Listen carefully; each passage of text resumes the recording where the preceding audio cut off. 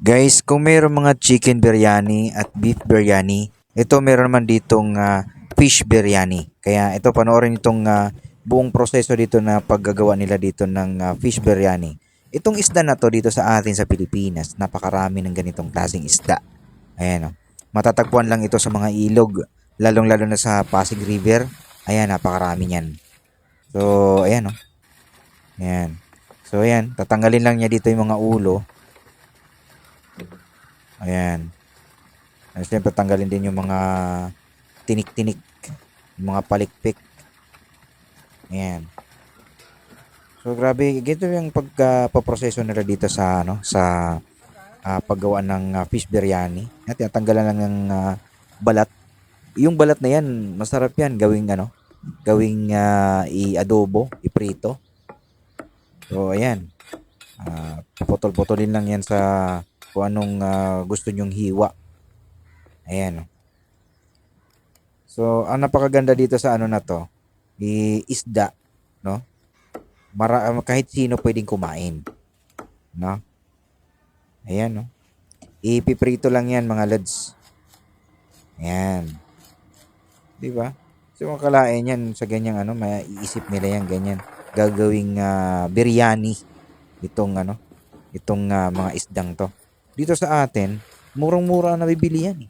Diyan sa may bandang Pasig. Ayan. Ayan, no? Ayan, hugasan lang yan. And then, ilalagay nila yan sa panibagong lagayan para doon timplahan nila ng powder. So, ayan, yung mga pampalasa nila. Ayan. Dahil nasa India, so, yan yung mga nila. May mga ingredients nila dito na nilalagay na sila lang ang nakakaalam. At wala na sa atin dito sa Pilipinas dahil mga Indiano, ang gumagawa lang ng mga yan. So, maraming mga biryani dito at ang nagpapakalat dito ng biryani yan is may ibang lahi din. So, ayan, no? Minsan nakakain na rin ako ng biryani. Yung chicken biryani, napakasarap. Diyan sa may bandang Intel, no? Sa may bandang General Trias ba ito? Mga lods. Yan. Kung sino nakakain yan dyan banda, napapadaan ako dyan. Bumibili ako niyan dyan. Chicken biryani, beef biryani. Pero mas trip ko talaga kainin yung chicken biryani kaysa dito sa beef biryani. Pero itong fish biryani na to ay hindi ko pa talaga ito na subukan. Kaya ito tong nakita ko tong video na to. Maaari siyang gayahin. Pwede siyang gayahin talaga. So yun. Yan. Yung mga seasoning ingredients, yan, pinagsama-sama lang yan dyan. At yan yung magpapalasa dito sa gagawin nilang fish biryani na yan. So, ito yung niya. Yan, o. Grabe, napaka tatalino nila mag-isip. Mas isda pa pwede pala yan. Dahil siyempre na alam lang natin ay yung yung manok lang at saka baka. Panoorin nyo tong buong proseso nila dito. So, ito naman yung bigas. Ito yung bigas nila dito ang pinakuluan. Ayan. Yung pinagsama-sama kanina na ingredients, dyan yan ilalagay na yan. Ayan, o. Yung bigas.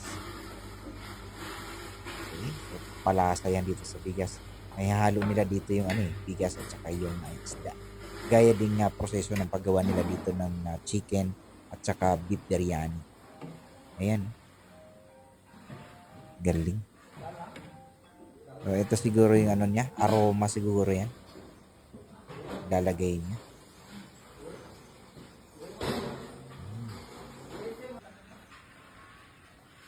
Galing.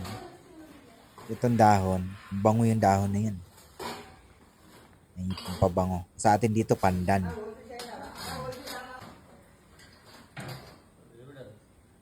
Yan. And then, kukover na lang yan.